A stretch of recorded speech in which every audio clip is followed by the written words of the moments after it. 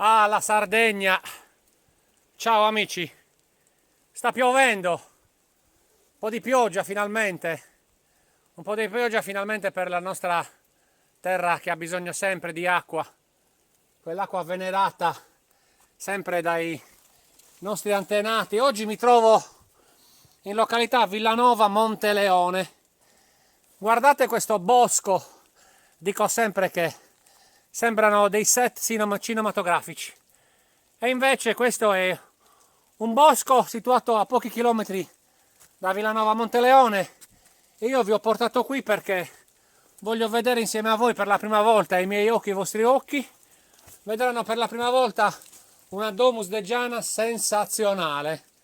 Le Domus de Janas di Pubussatile. Sta piovendo, il terrone scivoloso, chi se ne frega, speriamo di non cadere. Questi sono i gradini che i nostri avi facevano affinché la scalata verso la Domus fosse abbastanza agevole. Ok, primo gradino fatto. Ed ecco qua, la meraviglia archeologica della Sardegna di oggi. Ciao Rebi. Adesso Rebi mi illumina. Eccole qua, le corna taurine. Questa Domus con una cella incredibilmente bellissima. E guardate la meraviglia di questa scacchiera, ragazzi.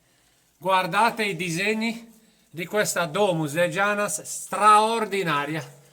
Ora, se Rebecca magari illumina più in fondo, io vi assicuro ragazzi che venire qua è stato innanzitutto molto difficile, ma ne valsa la pena. Guardate l'interno di questa Domus de Janas.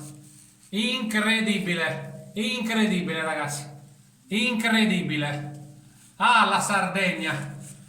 Allucinante. Domus de Janas di Pubusetti Satile non sono segnalate. Non abbiamo trovato nessun cartello. Peccato, ma comunque noi le abbiamo trovate. E se le abbiamo trovate noi, le troverete anche voi. Grazie amore. Io vi lascio.